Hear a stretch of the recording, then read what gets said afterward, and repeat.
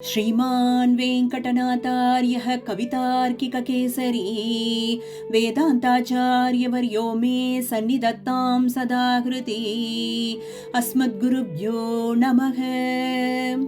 அனைவருக்கும் அடியேனுடைய நமஸ்காரங்கள். மார்கழியினுடைய 3வது நாள் இன்றைய நாள் பாசுரம்.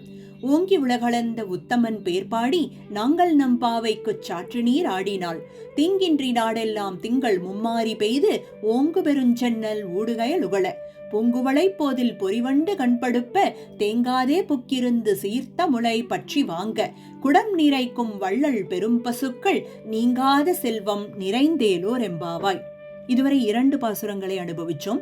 2 பாசுரங்களில் தலைவியானவள் என்ன சொன்னான்னா, தன்னுடைய தோழிகளை கூப்பிட்டு நாம் பாவை நோன்பை நோற்கப் போகிறோம், இதற்கு செய்யக்கூடியது என்ன, செய்யக்கூடாதது என்ன, எப்படி நோன்பை மேற்கொள்ள வேண்டும் அப்படிங்கிற விஷயத்தை எடுத்து சொன்னா.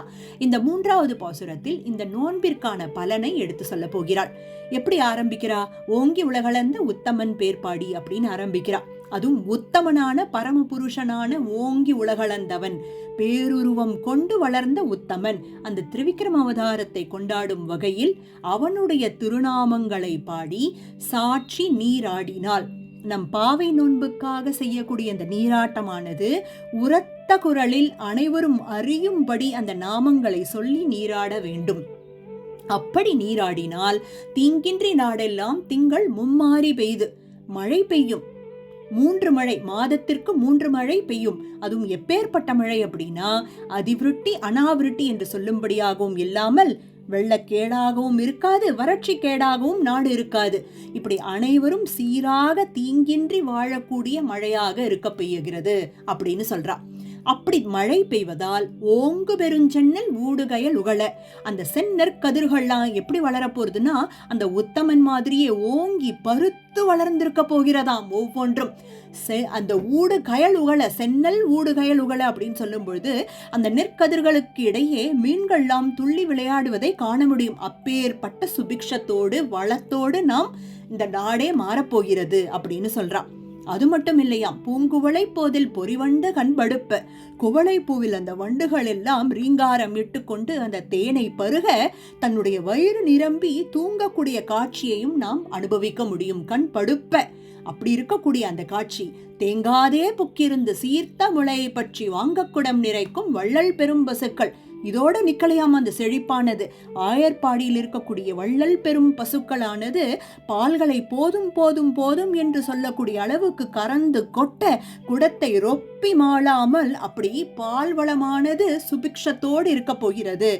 இப்படி நாம் செய்யக்கூடிய இந்த நீராட்டமானது ஓங்கி உலகளந்தவனுடைய நாமத்தை சொல்லி பண்ணினால் நாம் அனைவரும் அனைத்து சொன்ன அந்த அனைத்து செல்வங்களும் நீங்காமல் நிறைந்திருக்கும் அப்படின்னு சொல்லி அனுபவிக்கிறார்.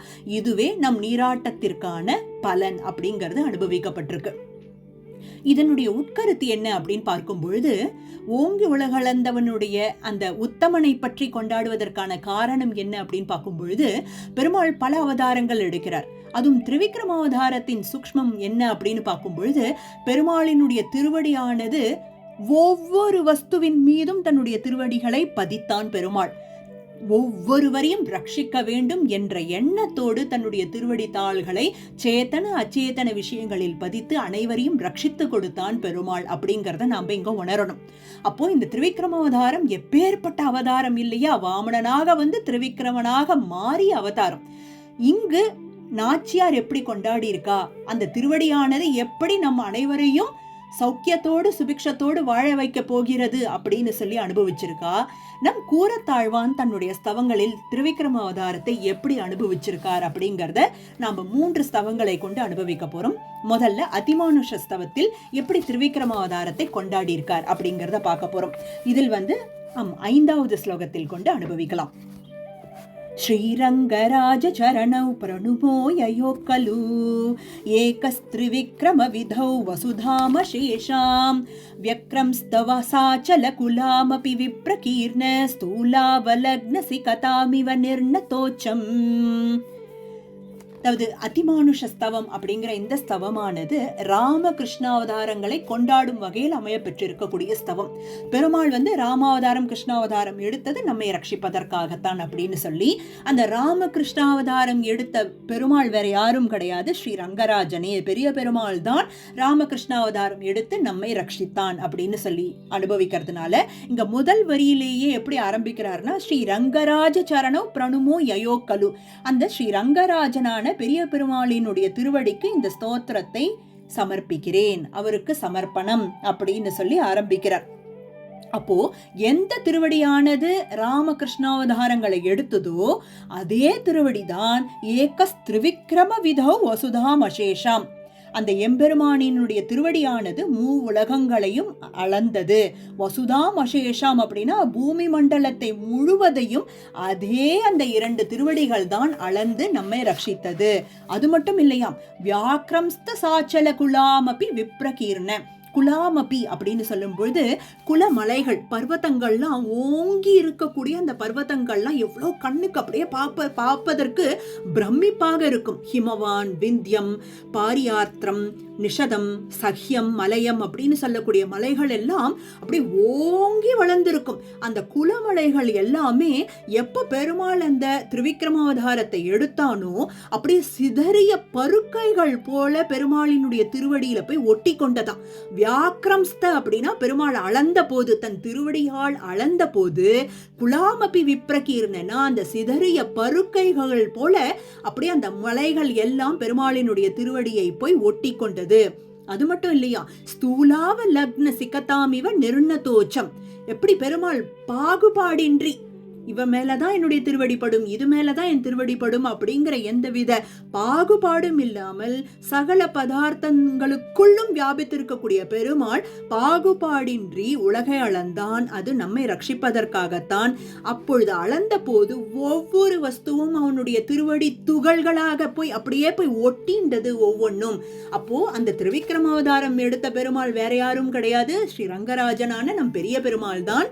அதே பெரிய பெருமாள் தான் ராமாவதாரம் கிருஷ்ணாவதாரம் எடுத்தும் நம்மை ரட்சிக்கிறான் அப்படின்னு சொல்லி, திரிவிக்ரமாவதாரம் எடுத்த நோக்கம் என்ன அப்படின்னா, சேத்தன அச்சேதன பேதம் ஏதும் இன்றி அனைவரையும் ரட்சிக்க வேண்டும் என்பதற்காகத்தான் அப்படின்னு இந்த அதிமானுஷ ஸ்தவத்துல இந்த ஸ்லோகத்துல அனுபவிக்கப்பட்டிருக்கு. அடுத்தபடியாக ஸ்ரீ வைகுண்ட ஸ்தவத்துல அனுபவிக்க போறோம் எப்படி திரிவிக்ரமாவதாரத்தை அனுபவிக்கிறார்னு. இதுல 27வது ஸ்லோகம். சந்தீதృశஸ்ருதிஷிரஸ்ஸு பரஸ்ஸஹஸ்ராஹ வாசஸ்தவ பிரதயிதும் பரமேஷித்ருத்வம் கிஞ்சேஹனப்யஜகன கிருமிதாத்ருபேதம் கிராமன் ஜகந்தி நிகிரன் புனருத்கிரம்ஷ. இதுக்கு முன்னாடியே நம்ம கவனிச்சோம், பெருமாள் நாராயணனே பரதத்துவம் அப்படிங்கறத எந்தெந்த விஷயங்கள்லாம் நமக்கு எடுத்து சொல்றதுன்னு பார்த்தா, வேதமும் உபனிஷத்துகளும் போட்டி போட்டுக்கொண்டு நமக்கு பெருமாளே பரமேஷி திருத்துவம் அப்படிங்கிறத, பரதத்துவம் அப்படிங்கறத நம்மளுக்கு எடுத்து சொல்றது. இங்க எப்படி ஆரம்பிக்கிறார் அப்படின்னா, சந்தீதృశ ஸ்ருதி சிரஸ்ஸு, ஸ்ருதி சிரஸ்ஸுங்கிறது அந்த வேதங்களும் உபனிஷத்துகளும் பல பல வாக்கியங்களால், பரசகஸ்ராக, ஒன்னு இல்ல ரெண்டு இல்லையா, பல பல பல சொற்களால சேர்ந்து சேர்ந்து சேர்ந்து வாக்கியங்களாக கூடி கூடி கூடி பரமேஷி திருத்துவம் யாரு அப்படின்னா அந்த நாராயணனே அப்படின்னு நமக்கு எடுத்து சொல்றது. இது அனைவரும் அறிந்த விஷயம்.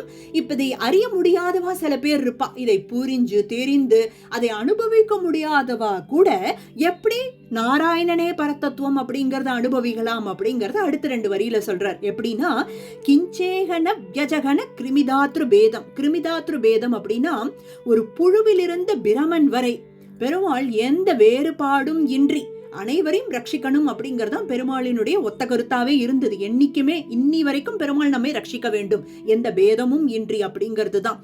இப்படி வியஜகன கிருமிதாத்ரு பேதம், எந்த பேதமும் இன்றி, கிராமன் அப்படின்னா திரிவிக்ரமாவதாரம், அந்த திரிவிக்ரமாவதாரம் எடுத்து ஜகந்தி இந்த லோகத்தையே அளந்தான் பெருமாள். எதற்காக?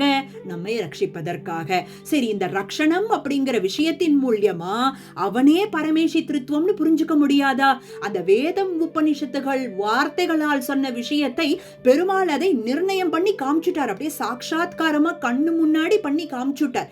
அப்போ அந்த திரிவிக்ரமாவதாரத்தை பார்த்தாவது நம்மளுக்கு புரியாதா பரமேஷி திருத்துவம் யாரு அப்படிங்கறத? திரிவிக்ரமாவதாரம் திருவிக்ரமாவதாரம் ஒரு அதி ஆச்சரியமான ஒரு அவதாரம் அப்படிங்கறத இங்க சொல்லி, அது மட்டும் இல்லையாம், அது கூடவே இன்னொரு விஷயத்தையும் சொல்லி, இதை கண்டவா யாரு பரமேஷி திருத்துவம்னு புரிஞ்சுக்க முடியாதா அப்படின்னு சொல்லும்பொழுது நிகிரன் சொல்லும் பொழுது ஆளிலை கண்ணனாக பெருமாள் அவதரித்தான். அந்த ஆளிலை கண்ணனாக இருந்து புனருத்கிரம்ஷ அனைத்து வஸ்துக்களையும் தன்னுடைய குக்ஷிக்குள் வைத்துக் கொண்டான். முன் அவதாரத்தில் என்ன பண்ணான்? திருவிக்ரம அவதாரத்துல அனைத்து வஸ்துக்களையும் தன்னுடைய காலடியின் கீழ் வைத்துக் கொண்டு ரட்சித்தான். இந்த ஆளிலை கண்ணனாக வந்த பெருமாள் அனைத்து வஸ்துக்களையும், சேத்தன அச்சேதன வஸ்துக்கள் அனைத்தையும் தன்னுடைய குக்ஷிக்குள் வைத்து காத்தான். காக்கிறதோடு மட்டுமல்லாமல் உமிழ்ந்து அனைத்தையும் படைக்கவும் செய்தான், காக்கவும் செய்தான்.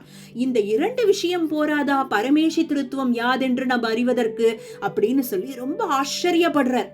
அப்போ திருவிக்ரமாவதாரம் அப்படிங்கிறது அந்த பரதத்துவத்தை அந்த திருவிக்ரமாவதாரத்தில் கண்டு கழித்து அனுபவிக்க கூடிய அவதாரம் இல்லையா அப்படின்னு சொல்லக்கூடியதுதான் இந்த 27வது வைகுண்டஸ்தவ ஸ்தோத்திரம். அடுத்தபடியாக சுந்தர பாகுஸ்தவத்தை நம்ம அனுபவிக்க போறோம். இதில் 2வது ஸ்லோகத்தை கொண்டு எப்படி திருவிக்ரமாவதாரத்தை அனுபவிக்கிறார்னு பார்க்கலாம். சுந்தராய தபுஜம் பஜாமஹே விருக்ஷண்டமயமத்ரிமாஸ்ருதம் யத்ர சுப்ரதித நூபுராபகா தீர்த்தமர்த்தித பலப்ரதம் விதுஹு. இந்த சுந்தர பாகுஸ்தவம் அப்படிங்கிறது திருமாலிருஞ்சோலையில் இருக்கக்கூடிய சுந்தரராஜ பெருமாள். அந்த பெருமாளை பற்றி அர்ச்சாவதாரத்தில் இருக்கக்கூடிய அந்த பெருமாளை அனுபவிக்கக்கூடிய பாசுரங்களாக அமைய பெற்றிருக்கு. அங்க இருக்கக்கூடிய பெருமாள் தனக்கும் திருமஞ்சனம் கண்டருள பண்றது எப்படி அப்படின்னா, அங்க இருக்கக்கூடிய சிலம்பாறு அந்த ஆற்றிலிருந்து வரக்கூடிய நீரை கொண்டுதான் தனக்கும் பெருமாளுக்கு திருமஞ்சனம் செய்யப்படுகிறது. இந்த ஒரு விஷயத்தை மனசுல வச்சுக்கலாம். இந்த எம்பெருமானவர் அதாவது திருவிக்ரமாவதாரம் எடுக்கும் பொழுது பல பல பல லீலைகளை செய்தான் பெருமாள். எப்படி சின்ன வாமனனா ஓங்கி உலகளந்தான் பாருங்கோ. அப்படி ஓங்கி உலகளந்த பொழுது தான் போட்டிருந்த அனைத்து அவயவங்கள்ல சேர்ந்திருந்த அனைத்து விஷயங்களும் அப்படியே பருத்து வளர்ந்ததாம். ஒவ்வொன்னும் வளர வளர வளர அப்படியே அந்த விண்ணை தாண்டி கிழித்து கொண்டு மேக போச்சான் எல்லாமே. அப்படி பெருமாள் வாமனனா வரும் பொழுது காலில் ஒரு சிலம்பு போட்டு இருந்தார். அந்த சிலம்பானது அப்படியே திருவிக்ரமாவதாரம் எடுக்கும் பொழுதும் ஓங்கி வளர்ந்தது. அப்படியே சிலம்பு வளர்ந்து வளர்ந்து வளர்ந்து கொண்டு போய் அந்த பெருமாளினுடைய திருவடியானது மேலே போய் சென்று அப்படியே அப்போ என்ன பண்றான்னா, அங்க இருக்கக்கூடிய நித்திய சூரிகளாக இருக்கட்டும், பிரமனாக இருக்கட்டும், அனைவரும் வியந்து பாக்குறா, எப்பேற்பட்ட திருவடி நம்ம மேல வந்திருக்கு அப்படின்னு சொல்லி. அப்ப பிரமனானவர் அந்த திருவடிகளுக்கு ஜலத்தை சேர்க்க அந்த ஜலமானது அந்த சிலம்பின் மீது பட்டு தெரித்து பூலோகத்தை அடைந்தது. அதுதான் சிலம்பாறு ஆயிற்று அப்படிங்கிற ஒரு ஸ்தல புராணம் சொல்லப்படுகிறது. அப்போ இந்த சுந்தராயத புஜம் பஜாமகே அப்படின்னா, அப்பேற்பட்ட அந்த சுந்தரராஜ பெருமாள் அந்த சிலம்பாறு பாயும் தென் திருமாலிருஞ்சோலை மலை உரையும் சுந்தரராஜன் அவனுடைய திருவடிகளுக்கு சரணாகதி பணிகிறேன் அப்படின்னு சொல்லி இந்த இடத்த சொல்றார். அப்போ அது எப்பேற்பட்ட ஸ்தலம் அப்படின்னா, விருக்ஷண்டமய மத்ரிமாஸ்ருதம், அருமையான விருட்சங்களை கொண்டதுதான் அந்த ஸ்தலம். கத்தலவ குல ஜம்பு பூக்க அப்படின்னு சொல்லக்கூடிய பல பல பல அரிய விருட்சங்களை கொண்டுள்ளது இந்த ஒரு ஸ்தலம். அந்த விருட்சங்கள்லாம் வளர்வதற்கு காரணமாக எது இருக்கு? அந்த சிலம்பாறு. அந்த சிலம்பாறு எங்கிருந்து வந்தது? அந்த திருவிக்ரமாவதாரத்தின் மூலம் நமக்கு இந்த பூலோகத்தில் அடைந்ததுதான் அந்த சிலம்பாறு என்று அனுபவிக்கப்படுகிறது. அப்பேற்பட்ட அந்த யத்ர சுப்ரதித நூபுரா பகா, சிலம்பாறு என்றும் நூபுர கங்கை, அந்த கங்கையானது எப்பேற்பட்ட கங்கை அப்படின்னா, தீர்த்தம் அர்த்தித்த பலப்பிரதம் விதுகு, சகல பலன்களையும் நமக்காக கொடுக்கக்கூடிய அந்த ஒரு திறன் இருக்கு அந்த நூபுர கங்கைக்கு. ஆரோக்கியமாக இருக்கட்டும், சந்தானமாக இருக்கட்டும், ஐஸ்வர்யமாக இருக்கட்டும், மோட்சமாக இருக்கட்டும், அனைத்தையும் அள்ளி கொடுக்கக்கூடிய நூபுர கங்கை. அந்த நூபுர கங்கையானது திருவிக்ரமாவதாரத்தின் மூலம் நமக்கு இந்த பூலோகத்தை அடைந்தது அப்படிங்கறத அந்த திருவிக்ரமாவதாரத்திற்கும் சுந்தர பாகுஸ்தவம் அதாவது திருமாலிருஞ்சோலையில் இருக்கக்கூடிய சுந்தரராஜ பெருமாளுக்கும் என்ன சம்பந்தம் அப்படிங்கறத இந்த இடத்துல அனுபவிக்கப்பட்டிருக்கு. இப்படி பல பல பல கோணங்கள்ல திருவிக்ரமாவதாரத்தை ஆழ்வான் அனுபவிச்சிருக்கார். நாளைக்கும் நாம் திருப்பாவையினுடைய 4வது பாசுரத்தோடு பஞ்சஸ்தவத்தையும் சேர்ந்து அனுபவிப்போம். அஸ்மத் குருப்யோ நமக. கவிதார்க்கிக சிம்ஹாய கல்யாண குணசாலினே ஸ்ரீமதே வெங்கடேஷாய வேதாந்த குரவே நமக.